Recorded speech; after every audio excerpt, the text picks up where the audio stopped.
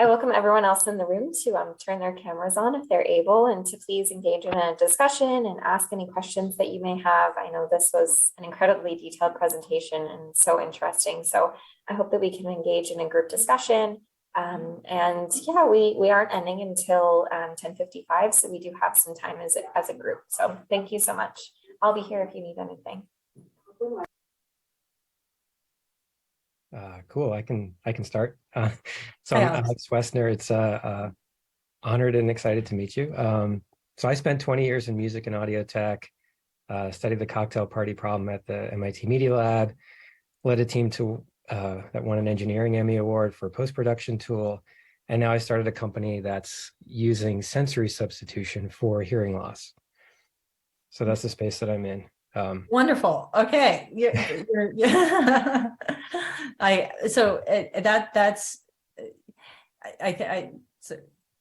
I love that perspective because it's a dynamic optimization. So can you tell us a little bit more about what you're doing? So we're bringing to market, basically it's captioning glasses. So we're using AR technology and speech to text technology, marrying that together and providing another way for people to connect and communicate when their ears or hearing aids or whatever isn't working well enough, right? So, even the best hearing aids don't work all the time. So this is just another path in. And so we're expecting we can get this to market in about 6 to 9 months. And it's a working prototype and we've had great feedback, which is leading to my question. We had a few people who said, put the glasses on, had a conversation, and then later on said, hey, I actually feel better. I don't feel as drained as I normally would have from a conversation like that. And it's really because they didn't have to strain their brain to understand everything they were hearing because they had this extra information. And so the question is, how would we, we're an early stage startup with pre-seed capital. How do we start to put together this lightweight study where we can really measure quantitatively, qualitatively that what people are sharing with us? Do you have do you have any sensors? Do you have a way of measuring eye tracking or anything in your device right now? That is what our award is going to allow us to start doing. So we're that's pupil diameter is obvious. That's a great cognitive load metric, but you could even do GSR elsewhere. I think there's two things I think are really interesting. There are it's a great work. How you objectify the gain, the benefit, that's going to be really important. And, obviously you can have them, doing a secondary task. You can do something experiential where you've built in a cognitive load experience that they're having to, measure in your system. They're also having to do secondary process, like another task that, you have them doing at the same time, maybe that captures some of the cognitive effort that's available and gives you some quantitative metric. So I think, that you could do. I'd be happy to chat about that offline. But the other thing that's interesting too, and I actually have I'm working with a big company, a project on dynamic captioning. Because it's so important to translate the accessibility isn't just I've given you the bare minimum of information. It's like, how do I instead think about the dynamic experience that's intended by rich content, which should be reaching my emotions and feeling, and that's where like these closed loop experiences to me are so important, because you only know the dimension of what you've asked about or what you've provided. So think of dynamic captioning as, how do you demonstrate more emotional capability, more emotional context to someone through the captioning that helps the brain effectively move at the right cadence, feel the right emotions, understand that, both visually, maybe even haptically. But I think you're on the visual side and there's so much you can do. So there may be opportunities to think about that, which I think are really interesting as well. We could probably talk for days about that. Yeah. But thank you. We should talk about that more. And Hong Chin, what are I'm more like a computer science, a basic science, but this is very interesting for me to the talk for me to understand how different audio, sound, and vision. I was by training a biophysics. I now work in the computer science department. So my view is more like a basic principle. But this so this is quite a refreshing view for me to see how this technology work in a more I guess a real world situation. Yeah. Yeah.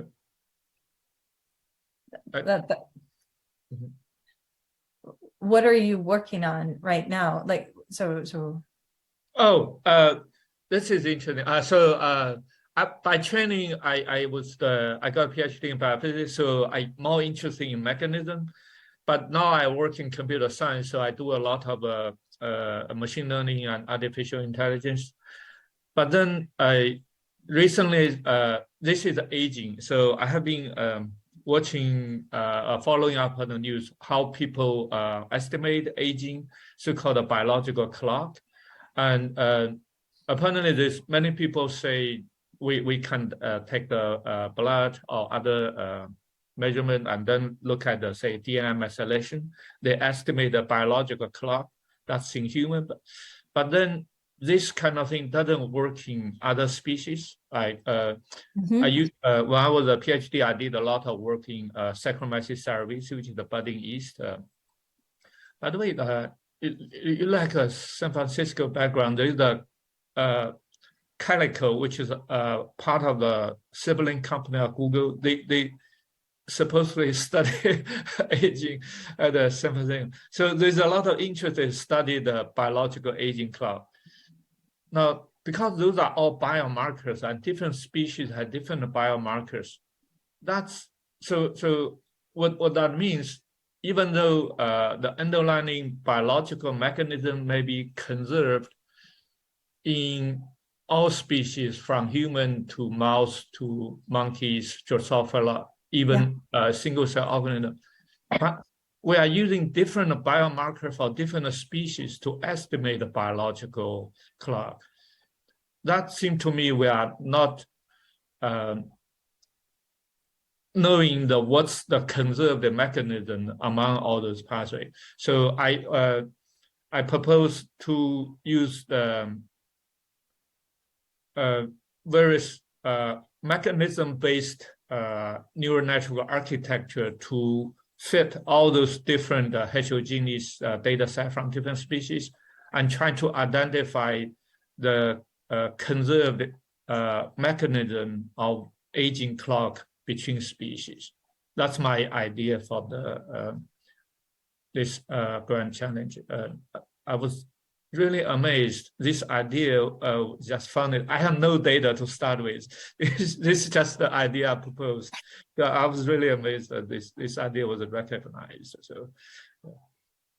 No, sounds very interesting, and I am I think there's so much to be gained by looking across species and identifying the different the commonalities, but the translational representations that can be applied to how we think differently about the technology we built too. I mean, that's been absolutely. Anyone else? I'd love to hear some perspectives about some other work that people are doing. I read some of the winners and things that are happening, and it's super. I think there's a lot of relevance to some of the things I've mentioned, to some of the examples that people have built. Which I saw computer vision closed loop, biometrics, which is, I think definitely a part of our future and near, now, but how we leverage those is going to be really powerful too.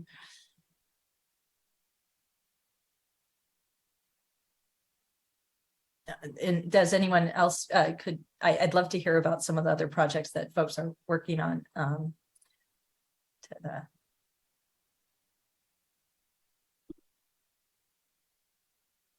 Okay.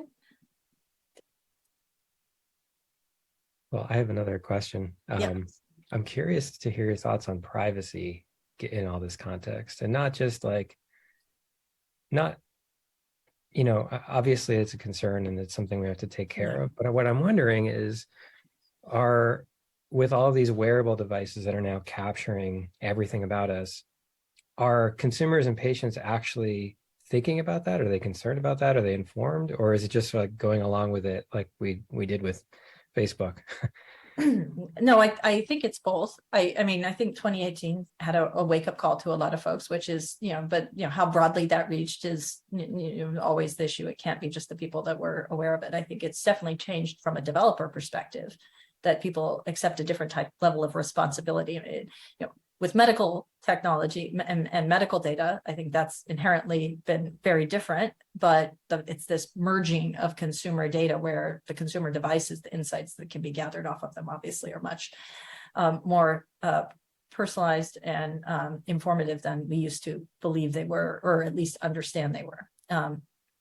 And the example that I give is, so I'll say two things. One, there's, for those of you who haven't heard I think the popular sort of meme, I often use it in talks, which is, what did people say to their kids 20 years ago? They would say, or 25 years ago, maybe even, don't talk to people, don't talk to strangers don't talk to people on the internet, full stop, and don't get into cars with strangers. And today I think we've all pretty much adopted summoning strangers from the internet and climbing into their cars, right? We do that now. That's part of our, but we shifted our morals, we shifted our values. And we did that one for convenience. Convenience, people do things they will get, modulate if that convenience is big enough. We do it for accessibility. We do it also for capability. I think, as developers, and an important aspect is it didn't happen in a vacuum, right? We built an infrastructure that allows us to have safe trust and safety in that system. And but we don't do that. We don't do those things. Well, I think as developers, we have to recognize that people will, the nature of convenience and accessibility needs to always, when you're building for those things, consider and develop for the problems that can happen and enable the security and structure around them.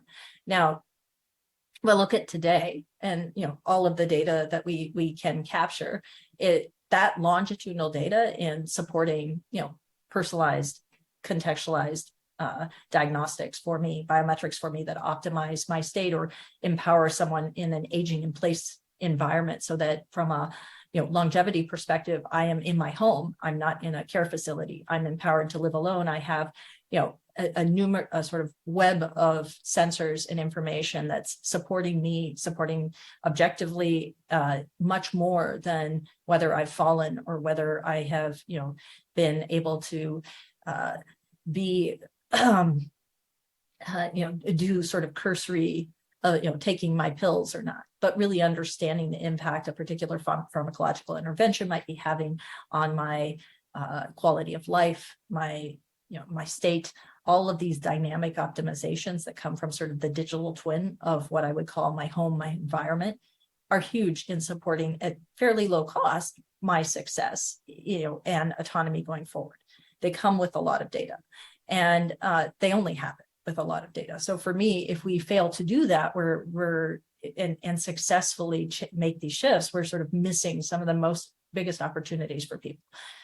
But the issue that happens then is, two of the biggest biomarker or biometrics signatures that we can gather, rich biometrics from are breath and voice, right? I think there's, voice, we've all moved to understand the diagnostic capabilities of assessing dynamics and how people speak for neurodegeneration, for heart disease, for, mental state.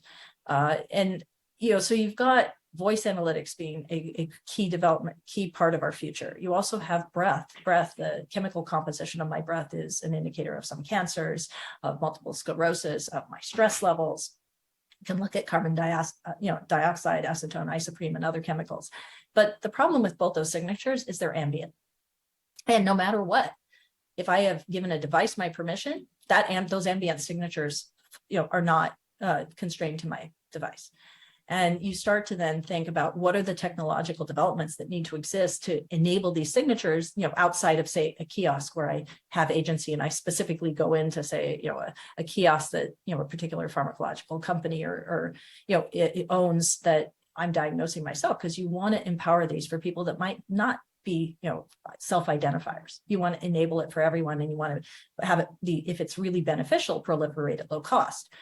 So that's where you start thinking about, well, for example, for voice, something I know about, you have to build in a whole infrastructure of speaker diarization, of ways of, first encrypting voice before you actually process any analytics on it. You have to have very effective and successful and user IDs and authentication. So you have to identify how many speakers are present. You have to have a pipeline of encryption and then speaker diarization. So how many talkers, understanding if you have a user ID, you can have audio fingerprints. Do I know that talker? Do I have the rights to decode that talker? Do I have to use things like homomorphic computing where I'm processing things without actually, opening up that data for other evaluations and exposures before I even process any analytics on it? So you have to have this infrastructure, but then you have to legislate these things, or you have to regulate them, because unless it's something that you can trust, and you need to know what are the coordinates where I am that enable me to have, use of this data. And for ambient signatures, that, because it can't just be that my device says it's okay. It really has to be, are these GNSS coordinates that I have the right to decode? Am I in the home, or am I in the workplace of this individual? Those are going to be different in terms of what data I would want extracted, supporting my decisions. I mean, my longevity. Does that spawn any ideas? It's a brave new world. No, I think it's interesting that the data, because our devices are becoming so dependent on the data we get from people, we can't risk losing that, right? So we have to, at all costs, protect it somehow, right? Yeah, absolutely. But we have to build the infrastructure that allows use of it, because if we don't build that infrastructure, what will happen, the alternative is very polarizing. It becomes then we just don't use the data, and I think that solution is unfortunate because there's so much capability and opportunity, but users have to have agency over where and when their data is used for what state, what capability. And I think that's going to be an important development as we go forward. Yeah, I'd like to just briefly mention the technology that we are working on for the award that we received. I'm a co-investigator for developing a tool to detect early stages of senescence in healthy cells, and we're using nanoparticle-based imaging and characterizing tool we are developing. And so that's where it's not a device, but it's a suite of instruments that we are putting together to detect senescence. But I did have a question for you, Poppy. This stems from a personal experience that I've heard.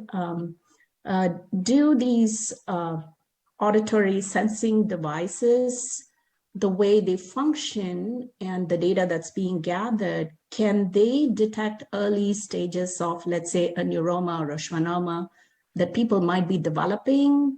The way they hear the sounds, and the sound progressively, the functioning of the ear progressively slows down as these neuromas develop in the brain. Yes.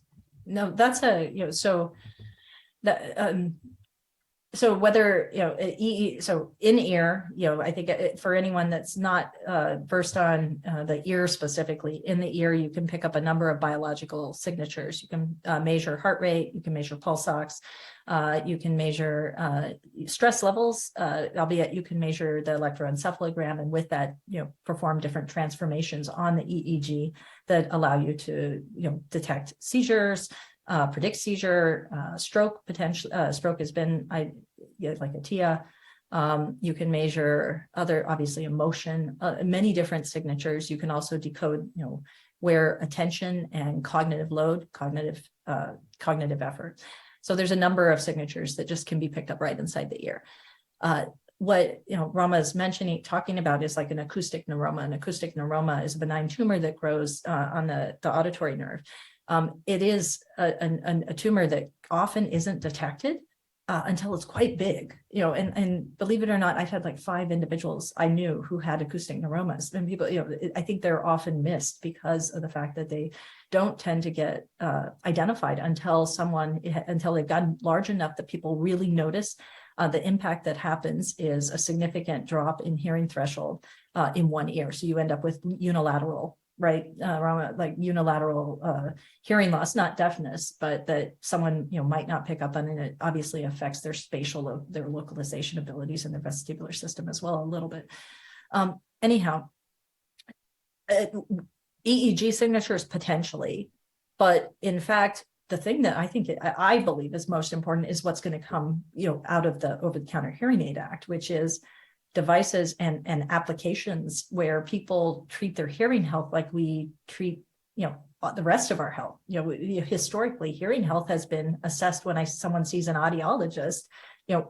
How often, throughout our lives do most people see audiologists? And in fact, the technology and capabilities that are now, being employed more throughout our mobile systems and such are effective enough to at least detect perturbations in our hearing thresholds, so that you can measure your hearing much more frequently and assess it in ways that it just becomes part of our sort of core maintenance. And I think in those spaces, you will detect a unilateral difference that will at least get you to a physician. I mean, there's so many ways that our technology can get us earlier to the right people if we allow these technologies to be supporting us in the right way. That's sort of been part of my mission too. And right now, that's definitely one of them, is how do we leverage consumer spaces to get people to the right people faster and with more information, that they're able to be, have those identifications. Does that sort of touch on your point a little bit? Yeah. I was just curious, if there is a mobile phone-based app where, a device that can sense the differences in the hearing left and the right ear, and then that data is fed into a system which can sort of alert the user, hey, go schedule an audiologist. Although in our regular yearly screening, nobody suggests, like as you mentioned, go see an audiologist. But as you mentioned, by the time a person develops these neuroma, it's probably a little too late. And they're just curious treatable, but it's usually pretty big, and it can have impact on the vestibular nerve. Often they damage that when they have to remove the neuroma, so it doesn't come without a lot of other ramifications. I think the same way for brain health. I mean, we have not democratized the sort of insights we need to see for understanding brain health in ways that can get someone to a physician, and that's one of my missions right now. But it's a great. There are a company named Mimi. I like what they're doing, and they've done it in a way that I think has intersected the right organizations and worked with the right institutions to build an application. Apple's approach, which I applaud, is not to specialize in one company, but instead to better standardize the audiograms and insights that can go into your technology, because your technology should be incorporating your personalized thresholds. And if you have like a company like Apple and an operating system that's going to support multiple applications that may be measuring something like hearing thresholds, you want to assure that they pass certain standardization thresholds in their objective capabilities, so that they can be trusted, because that's really important. You can't have heterogeneity in performance and quality. If you have that, the whole market falls apart. The only way we're going to enable things is if we actually establish high thresholds and then build to meet those. And Apple will allow multiple approaches, but then incorporates that data and the coefficients from your audiogram into your data. The one thing that I think this is making me want to just mention is, when I think about longevity and aging, a consistent theme for me is that, and I'm curious how you all think about this, is if you personalize and contextualize your technology, you are serving everyone, not just, and like I tend to not talk about technology for aging or technology for a certain demographic, but for accessibility. But if you think, you often get the right variables and parameters from building technology that's successful for an accessible demographic. but in fact, you've probably done the right thing for everyone. And right now, personalization is how we have to think about all our technology. And it then just becomes, you build a platform for personalization and variables. But then as you age, as you shift in your needs and your capabilities, those change, but you haven't changed the infrastructure. So.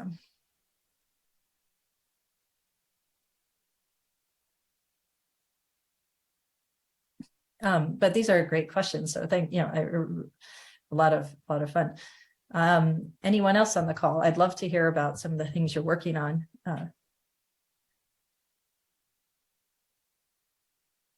Let's see. Where do you, when you think about, I looked at all the awards, which are, I mean, incredible. Where do folks see some of the biggest gaps right now in terms of, if you had to, independent of what you're working on, where do you think the biggest gaps in how, say, consumer technology and medical technology work together to enable better opportunities for more people? I think data privacy is definitely one. If we get that wrong, we go nowhere. But I have a weird answer to that, which is that part of the problem is actually in investors. And what I found, because our device is sort of, the medical device investors say, no, that's a consumer product. And then the consumer device investors say, well, that's too expensive. So there's like, when you're trying to do something that's more over-the-counter consumery, but it doesn't fit into those buckets, it's hard to get off the ground. So that's one area that's been an interesting challenge for us. I think that's absolutely real. And they're different investors and they have different thresholds. And then there's this gap in between, which I think is probably the most important one, which is getting, these the capabilities of the consumer device to have at least medical information and insight and benefit for a different class of individuals outside of a clinic and a hospital use case, and also the distribution pathway being different. It's OTC or DTC in those spaces. Absolutely. I think that's a place that's going to shift. I look actually where I see, I think industries, but industry organizations can help drive those investor mindsets. So again, I worked on the Over-the-Counter Hearing Aid Act, which is this class in some ways that is, it has a lot of technologies coming out of it, but that happened because of a sort of joining between the Consumer Technology Association and the Institute of Medicine, and working effectively with the FDA to identify that these devices, at the time when I got involved, we had consumer devices that were $200 and hearing aids that the consumer device was called a PSAP, personal sound amplifier, and the hearing aids were like $2,500, $3,000 an ear or something, and they had the exact same chips in them, same signal processing, exact same. Okay, and the only difference was how you could market it and what you could say it did for someone, and that's that impacts innovation. It impacts who can succeed. It impacts whether it's the hearing aids have never been covered by Medicare. When they could be successful for so many people and they're not reaching them, but they weren't covered because of the high cost. And so you have to break these things down, and creating that bridge between organizations to recognize these classes, I think, can have a lot of impact but it doesn't exist in the ways, for a lot of investors right now. And I completely agree. Do people have, any of you have had similar experiences with your devices that Alex is talking about? Or your funding?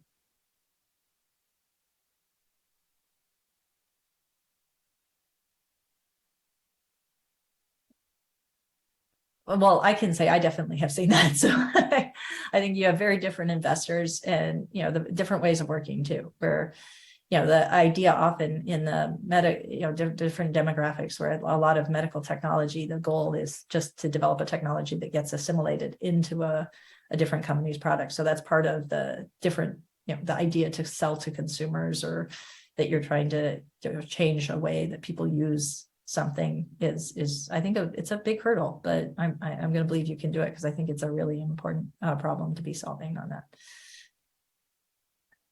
There's another challenge that maybe some others are facing, which is just this data science. I mean, it's sort of everywhere, but also for someone not really deeply enmeshed in data science, but now is looking at yes, I have to be. How would an early stage startup with pre-seed capital get started in building out a data science capability? Like, there are many startups that come from, hey, we're going to solve this problem, and oh wow, we can really use machine learning to accelerate or amplify or personalize, right? But yet, Absolutely, coming from the world of data science, so how would you actually start out? So, and like the HRTF effort that I was talking about, that's all machine learning and AI that enabled a new approach to solving an old school problem, right? And I think those are going to be happening. They're happening everywhere. And it's, anything you're building, be thinking, on a 5-year plan, not a 10-year plan, not a 5-year plan for what you want, but that you have to be seeing the things that might seem orthogonal that are going to disrupt what you're building and how you're going to be prepared for it. And that's, I think a lot of investors at least are maybe scared of hardware, like putting forward something that is solely focused on hardware, because the hardware is going to be evolving quite a lot in the next 5 years. And so and the way we solve the problem is often going to be done through data science and through machine learning in ways that we, because that computation is going to get faster. The chips are getting more able to do it on the edge, as opposed to, but even whether it's in the cloud or not. But I think the important thing is that building out a data science team takes time, but you can get quick access to consultants and data science. Like let me make this clear. There are great organizations that are trying to centralize data science intelligence to someone's problem. And I think those are great places to start. Caltech has a spin out of Caltech, I think, has a data science AI organization that will act as consultants on a project. Now, you don't have to necessarily build with them, but leveraging that mind share to think about your problem is really useful, because it helps you build out, future-proof in your pitches, in how you present your information, your plan for how you hire, for how you optimize that, small set of funding. Similarly, you have larger, firms like Cambridge Consultants or such that have amazing health technology and AI teams that, when someone has more funding, I think are great resources as well to leverage. If you don't have that full data science team, you still instead operationalize your funds towards assuring that you're in the right path, you're building towards it, and what you're building is not going to be constrained, away from the way it should have been built, given the future capabilities or the current capabilities of making the right decisions, right? I think leveraging some of these consulting groups, what small or large, but to help plan that trajectory and also build out your prototypes, so that then you can get your funding and start building the thing that is actually going to be the direction you want to go. But make sure you aren't solving a problem with the solution you have at hand that may not be the right way to solve that problem. And I think that's a really important approach, because then that is recognized right now for sure.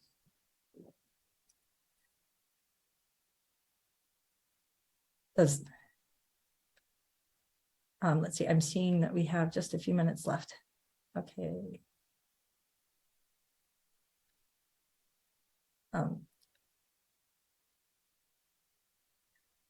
So this is, I thank you for joining me and congratulations on everything that, all the directions that have been built for and are under development from this award and space. It's covers so many different areas, and I'm pretty excited to watch them and see how they impact all of our lives. So thank you very much. Yes, thank you so much, Poppy. We really appreciate you joining us today. And I'm so glad that everyone is able to ask questions and hold a discussion. That was really what we had hoped for this session. So Now we will be returning back to the main room and a new live session will begin at, I believe, 11:05. So we hope to see everyone there, but thank you again